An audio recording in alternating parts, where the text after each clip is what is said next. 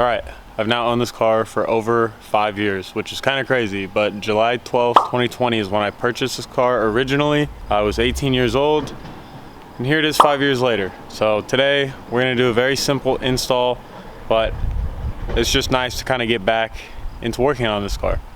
So you'll see some things have changed on the car since you probably saw it last. If you're a longtime subscriber, you of course remember this car, but it's likely that you've never even seen this car. Last time I actually drove this car on a public road up until today was Lake Tahoe 2023.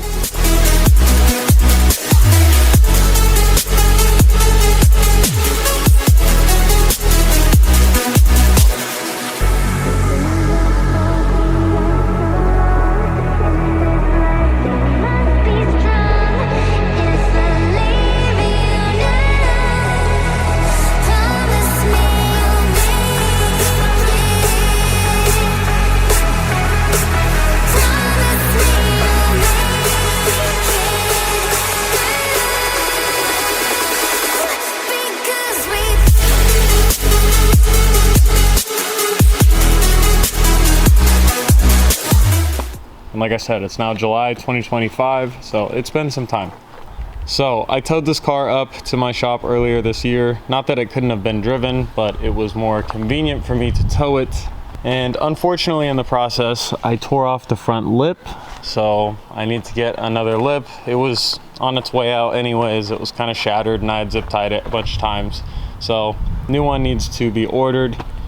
You may have also noticed that we are off the Type 2s in the rear and we are on some ABS Model 5s. These are from Get Japan, so they've been re-powder coated, restored. I just need to buy some adapters for the front and then fit them on the front. Because I've owned this car now for over 5 years and it's been in hibernation for the greater part of 2 years, I think it's time to finally refresh it and give it a version 3. I have collected a fair bit of pretty desirable and rare parts, some stuff that I've always kind of wanted for this car, and I would say this is going to be the finalized stance car look. After that, I plan to kind of just OEM plus the car and probably work more on some of the longevity restoration mods for the car. But for now, we're just going to continue to have fun with it. I've said it before and I'll say it again, I have no intention ever getting rid of this car. Every time I look at it, every time I drive it, it's still my dream car, which is kind of a double-edged sword because it's one of those cars I don't think I'll ever be content or happy with, but I think that's just how it goes. But if you're wondering where it's been, it's pretty simple. It's just been kind of sitting around in garages back and forth. You know, when I was renting shops, it was sitting under a cover in a shop and then sitting in a storage unit, then it sat at my mom's house, and now it's finally sitting at my house, which is good. But I've been in this shop for over a year, and this is the first time this car has actually ever been on this property. So it's kind of crazy when I think about it that way. I bought my E36 M3 in February, and those cars have never even been in the same place yet up until today. So it's kind of weird. But this is not all too unfamiliar. There's a lot of E36 OGs I feel like that I've seen kind of go through the same thing. Like a lot of people that kind of inspired this build back when I got it have kind of, you know, fell in the same situation over the years. I guess as you get older, stuff kind of gets just put to the side. And as I started my business and started trying to grow my business and invest in my business, it's really not been top priority, and it's still not a top priority. But like I said, I have collected some parts. So today we're going to install something I think is really, really cool. So when these came up, I knew I had to buy them. This is a legit new old stock set of E36 Coupe LUCID taillights. These have always been the taillights that I wanted for the car. So when they came up, I knew I had to buy them. It was conveniently right around my birthday, so that's how I justified buying these for myself. Yeah, these were hard to find 10 years ago, and they're much harder to find nowadays. These cars are 30 years old. These taillights are new. They haven't been used, and they are legit, genuine LUCID taillights. They're not, you know, fake clears that, you know, people put on their cars. I have nothing against the replica clears, and I get it because these taillights are super expensive, but there is an extra level of authenticity and significance to the build when you're able to source new old stock parts from as old as these are. So I'm really excited to install them. I know you guys have seen me install taillights, take them out hundreds of times, like literally, there's probably countless videos where I've done this, but this one is like the most special for me. So we're just gonna do an old school video where I install taillights, and then the video will probably be over. But let this kind of mark the start of hopefully like the version 3 look for this car, and there will be a couple more videos out about it. All right, this is the final look with the Euro taillights for now, at least. So we're gonna pop these out. I figured I'd make it slightly informational because otherwise it might be pretty underwhelming. Let's talk about the trunk area of E36s. Generally on the 80s and 90s BMWs, the trunk area ends up being quite problematic, but specifically on the E36s, there's like 3 problematic sections of the trunk area. One, very common, but not on this car. This plastic latch will actually kind of start to deform, and this part of the trunk can actually crack from slamming the trunk too hard, and you will have a trunk that doesn't want to latch.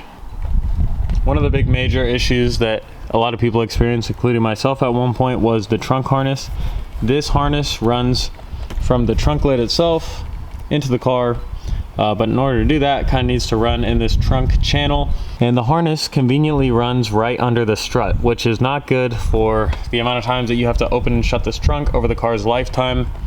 Eventually what happens is, because this harness is underneath, it gets pinched and wears away the insulation, and eventually these wires will short out and touch each other, causing a slew of issues. And I think most commonly, and what I have dealt with personally, is central locking issues. So if you're trying to install keyless entry, or you're trying to pair it and nothing is working, or you're running into issues where you have a parasitic draw somewhere, or a fuse keeps popping, likely it is this part of your wiring harness, because it is most exposed to the elements, and on top of that is kind of just run in a bad spot. BMW still sells this part. You can buy it. You just have to splice in to your existing chassis harness and solder in the connections that you need. It will come as one big harness. I have a 2-part video on doing this. Granted, I was much younger and knew a lot less, but I still did it successfully. It's not that difficult. I would say probably right next to the trunk harness being the most common E36 issue is trunk rust. Unfortunately, this is not exclusive to E36s, but over the years, if you let water sit in this channel here and it doesn't dry out, you will get rust. I have taken extremely good care of this car since I purchased it back in 2020, and this rust was pre-existing. So unfortunately, until this car gets a full respray in probably 10 years, I won't do anything about it. I have it here, and I have it on the other side. It's kind of hard to see, but it's there and it bothers me, and chances are your car looks like that. And if it doesn't, every time you wash your car or after it rains really heavy, you should open this up and wipe all of this dry. Okay, now finally onto the taillights. As you can see, we have a broken part of the plastic here. There are 4 nuts on either side. I believe they're 8 millimeters. You need to be really careful loosening these and tightening these. The studs themselves are very fragile, so it's very easy to snap the studs off. So don't use a cordless impact, do it by hand. There's a cover on this back side that just twists right off, and you're fully exposed to the taillight back here. Much easier to see once I actually pull it out.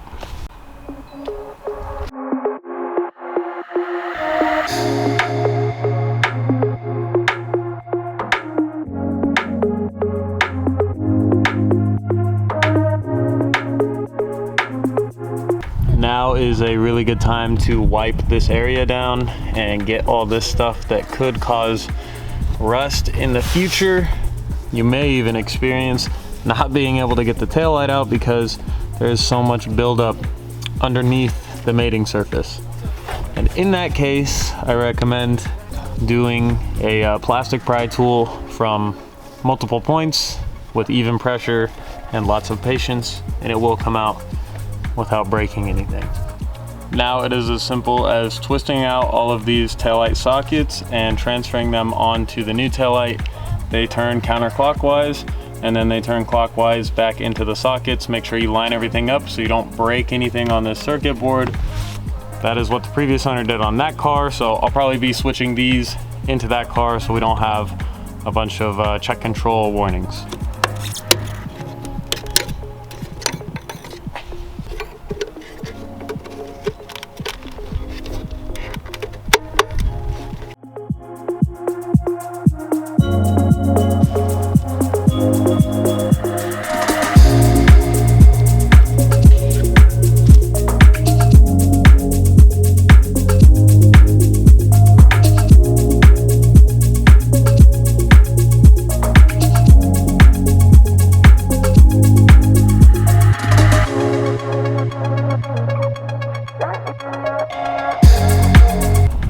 The trick to installing these without breaking anything is mounting them up just like you would a wheel.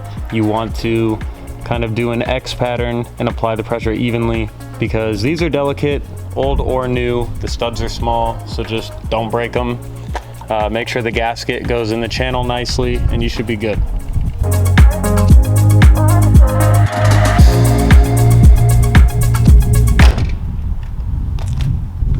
All right, I knew they were gonna look good, but this looks incredible to me. Seriously, this looks so cool. The clear, because the Lucids kind of sparkle, I feel like, the M Pros are a little darker. On the purple is just an unmatched contrast. These look good on a lot of colors, but I think on the purple, wow, looks spectacular, honestly. I think this contrasts well nice with the interior, and then the gray contrasts with the darker gray. I love it. I think it's awesome. You might also be able to see the little tinge of like orangish gold in the powder coat, which matches the little tinge of orange gold that Daytona has, as opposed to like the bluish tinge that Techno has. So there was some thought process that went into putting all this together, contrasting colors and such, but still trying to keep it somewhat subtle. I think just those taillights alone, if anything else, once the front wheels are matched with the rears, this car will look entirely different, just with taillights and wheels. But there are other things that I'm doing to refresh the car. It's crazy what a set of taillights can do. And truthfully, I should have installed these a lot sooner. I should have been driving this car a long time ago. But like I said, life got in the way. But regardless, I'm really happy right now. I am going to delete the risers though on the LTW. It is a 4-piece wing, and that's kind of what I've been telling myself I was gonna do once I got these taillights and the wheels mounted up. I don't know how it's gonna look. I also have never pulled this wing off since it was mounted a long time ago. I don't know if it's 3M on there, because I actually had the body shop do it. This was a while ago. I don't know if they put 3M on it or if it's just screwed down. I have a feeling it's just screwed down. I am a little afraid of what it's gonna look like under there, but I'm gonna just do it. It's gonna take a while. It's probably gonna take a really long time, to be honest with you, but that's what I'm doing today. Focusing on this car, so I'll get back to you when either this happens or it doesn't, so.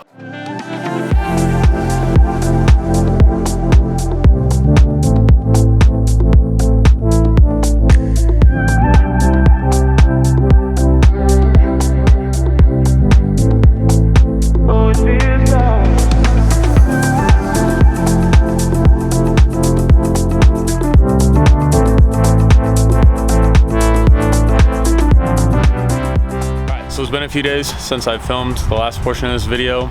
I said that I was gonna try the low rise out, and I'm so glad I did. It looks freaking awesome. I don't know why I didn't do this like ages ago. It fits the low car look so much better. So anyways, check it out.